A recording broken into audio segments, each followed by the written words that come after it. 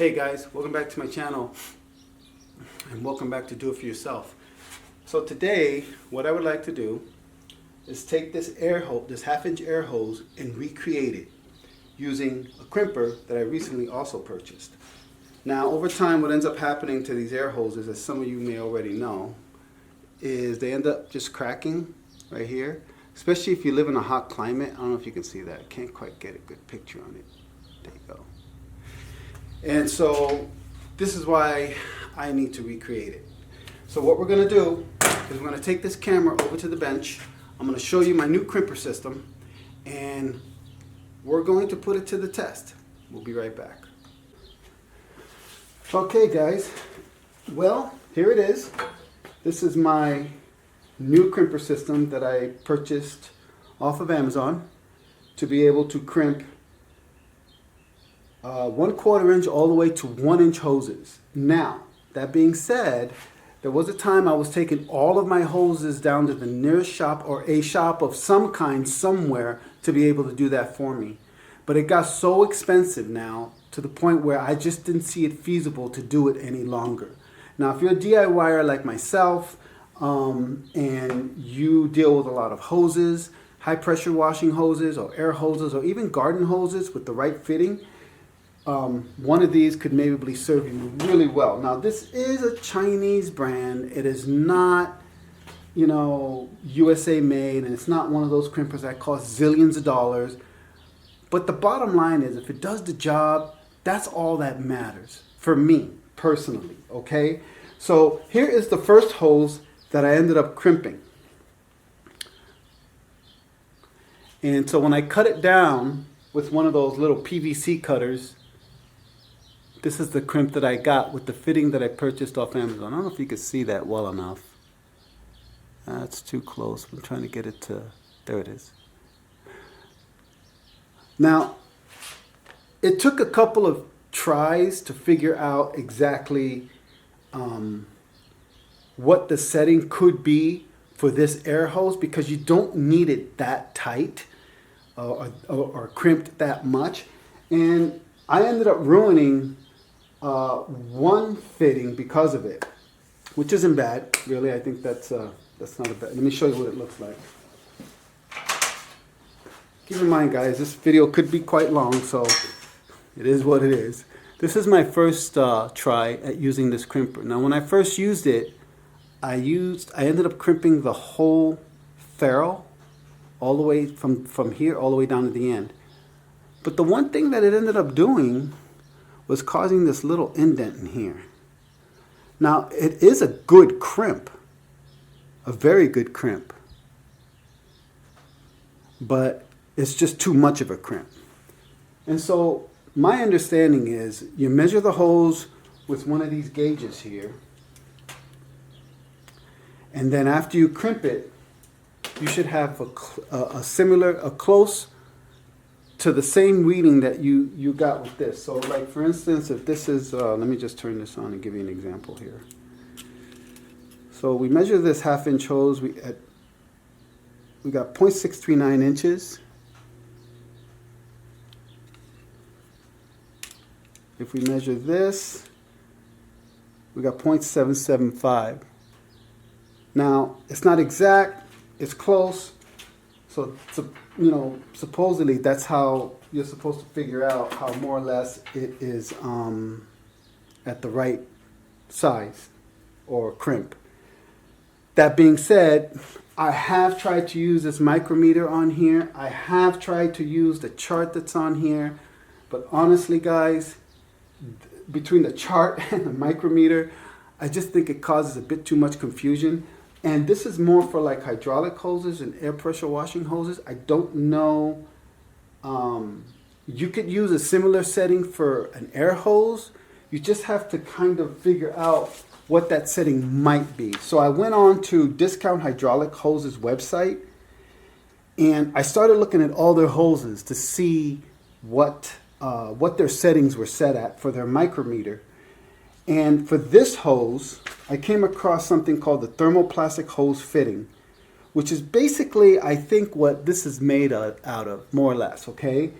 And so I followed the hose ID to 1/2 inch, and then I went all the way over to the micrometer setting, and it says here at 1.96. Now, that being said, I tried setting this micrometer at 1.96, but what's supposed to happen is this light is supposed to go on when you've reached that setting. So when I was looking at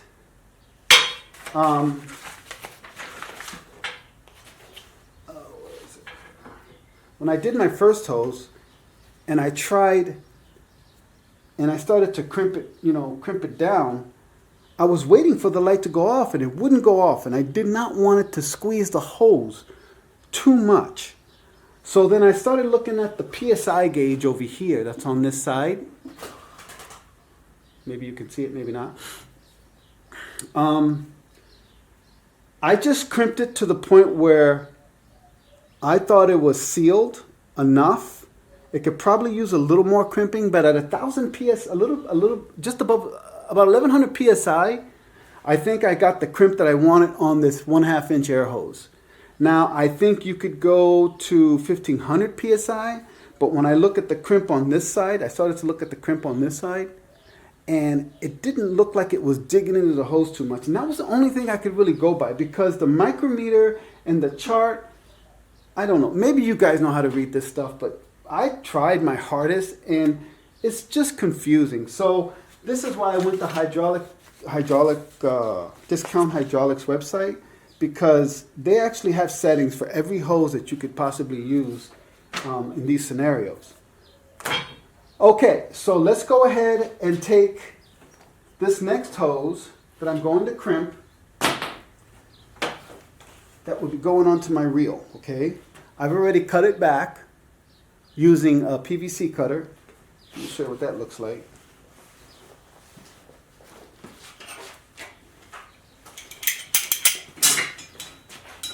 Just one of these. They work really well, guys. I mean, they're just not good for plastic, but you can cut rubber hoses with them too, or garden hoses or whatever. Now, I bought these 1/2 inch fittings off of Amazon. They're just your basic 1/2 inch JIS fittings. And so what we're going to do is we're going to place this fitting on the end of this hose. I've already got the micrometer set at 1.96, just like Discount Hydraulic calls for. Even though I'm not getting the reading that I want, and this light, basically this light is not going on when I think I should be getting to that point, I'm just kind of using my best judgment to where to how far I'm supposed to crimp this down by giving it a look. Now, what I could do is once I get this on, which I'm going to put it on right now, we're going to slip this on as hard as we can.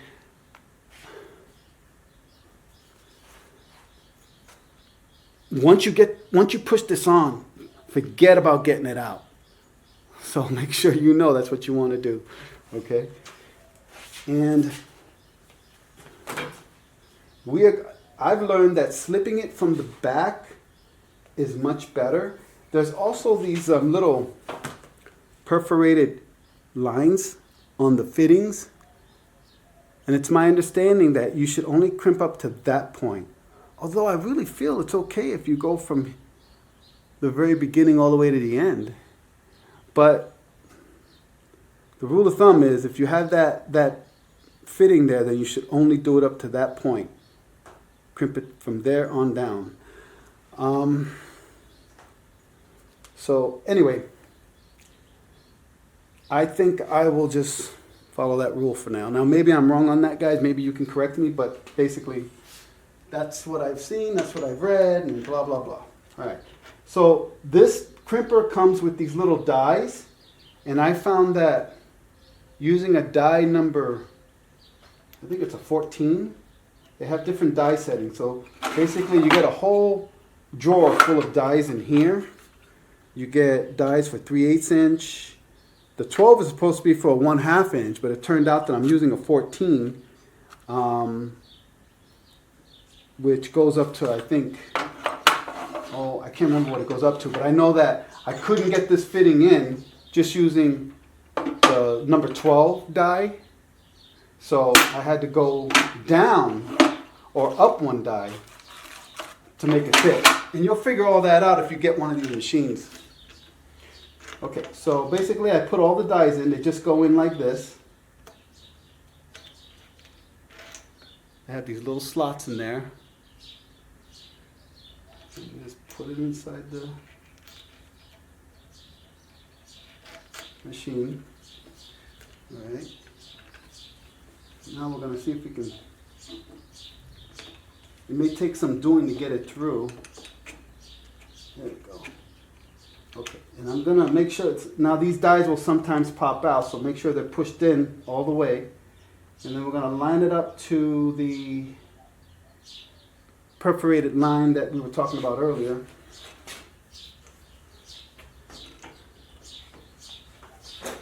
Okay. I'm going to go a little more than 1000 psi, like I said earlier, on this crimp, because I just think that's what it needs. Worst case scenario, I get it all hooked up and it doesn't hold air and it starts to leak air. So we'll test it when I'm done with some water, see if we get any bubbles or some soap and water. All right. So I'm going to take the I'm going to bring the camera over to a little more to where the gauge is at, and then we'll get rolling on it. I'm going to leave the micrometer where it's at. All right, so sorry for the, there we go, just like that. I think that should work, guys. Let's get you a little closer to this so you can see the, that work? I think that'll work. Now there are other videos on this crimper that you can watch, but some of them are just so damn vague, and so I just wanted to just show you guys just all the details I could possibly show you. I mean, the chart, like I said, the chart's up here, the micrometers here. I could not really figure out the micrometer setting based on the chart, and that's why I went to the Discount Hydraulic website. So first thing I'm supposed to do, I guess, is I can remember here, release all the air, and then release the air here. And don't forget, you will need hydraulic fluid for this. I ended up using Harbor Freight's hydraulic fluid, but just in the manual it will tell you exactly what you need. I'm using something in between because that's what I had. Okay, so now here we go.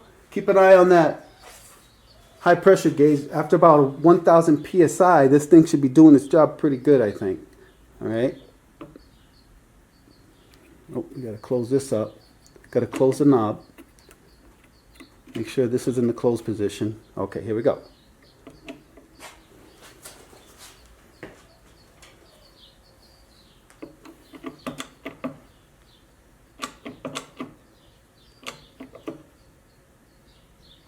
Okay, it's already, now it's snug on there, so that's good.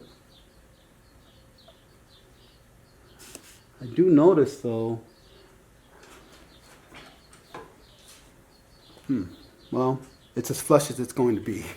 One thing I want to mention is when you do this, if you can, hold the hose straight in the back, like hold it out straight, because it has a tendency to bend over, like you see what I'm doing here. Hold it straight, because when you look in the back, you can see how it's crimping, and it could squeeze on the hose some. I don't know. I don't want to risk it, but basically, I would just do that.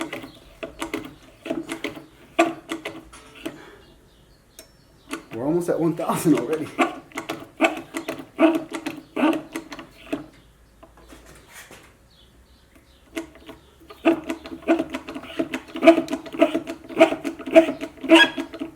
I know I said hold this, but at some point,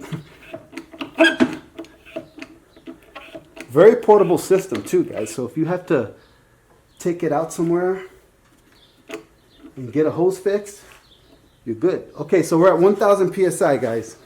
I don't know if you can see that. Let's take it a little closer here. 1000 psi. I really feel that based on my experience with the first crimp that I got here, And the second crimp that I got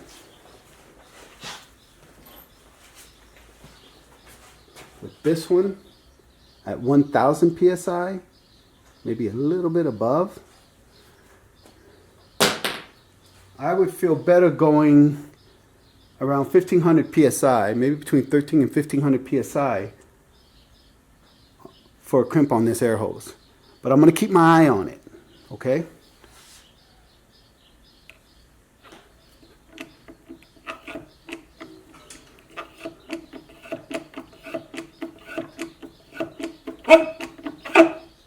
Okay, we're at almost 12.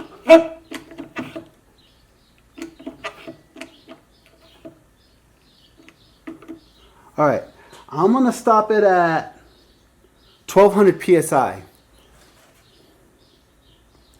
Worst case scenario is if I don't like the way it looks, I can always put it back in and do another crimp for, you know, for insurance, good measure. 12, 13, 14, 15. Yeah, I think that should be enough. So we're going to let the air out. And you can see the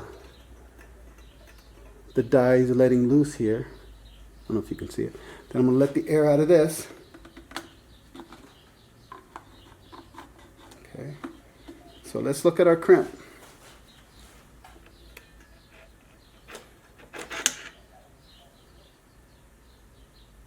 Yeah. I don't know. You guys tell me what you think. That actually looks better than the other crimp that I had. You see, when I look in here,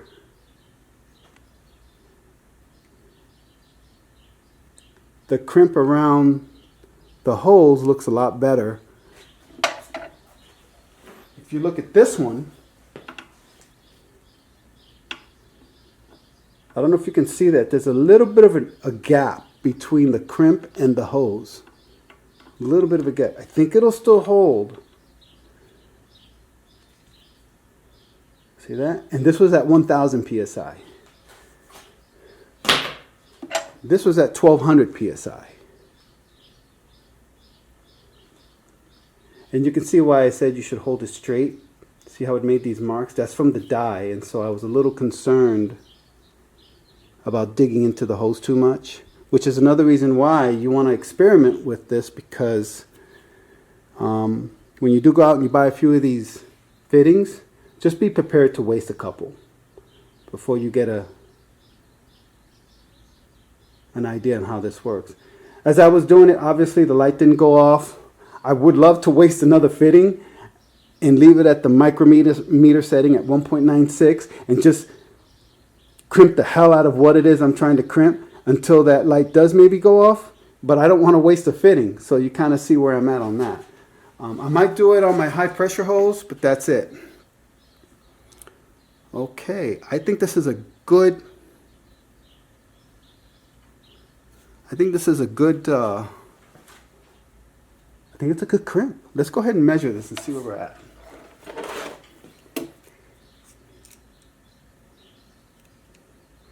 Okay, so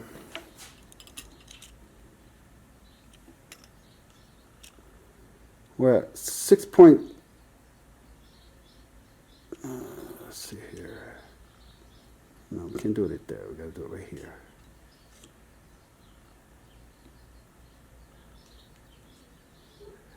All right, 6.75 or 6.4445. I think you get different settings based on wherever you put this at, because let me see here. Let's see over here closer to the fitting here. 6.36. All right, let's measure the fitting now and see what we get. That's 0.81. No, 0.799. Over here, 0.636. Although we squeezed in the hose a little bit, because over here is 0.62. So let's go off 0.62, 0.793. Not a huge difference. I think it'll work. And so that's pretty much it. So my overall impression of this machine is,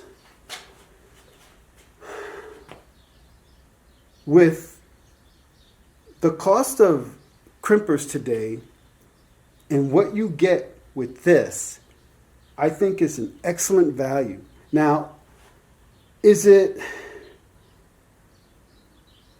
going to be as good as some of the really high price crimpers out there? I don't know, but let's be real. So much of what we have in this country that we buy is from China. So even if it says it's USA made, I would question whether or not it's 100% USA made. Like every part in what you're buying is USA made. I saw a guy on YouTube have one of these, and it looked almost just like this and did exactly the same thing. And he paid, I think it was $2,500 just for this. Might have been more, I can't remember, but it was up there. All right.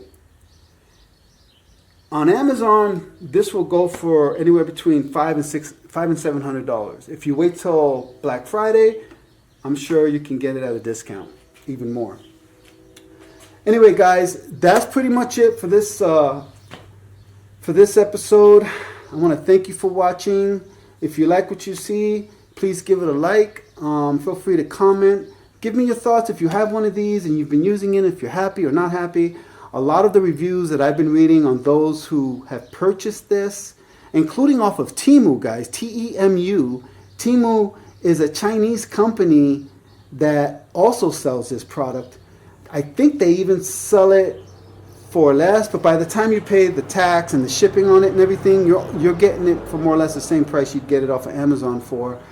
You just got to be careful with Temu sometimes, because if it does come to you defective, it's easy to return. Anyway, there have been a lot of good reviews on this machine, and I'm trying it right now. You saw me do it. I showed you my fitting. The next thing I would like to do after I get it all hooked up is show you whether or not it holds air well. Anyway, that's it for now. Thank you for watching. I got a super thanks button I just got qualified for the super thanks button, guys. So if you want to thank me for any of my videos, you can do that. But even if you don't, and you just want to just give me a like so the algorithm of my videos moves forward, that would be so appreciated, guys. Anyway, thanks for watching. We'll see you in the next video.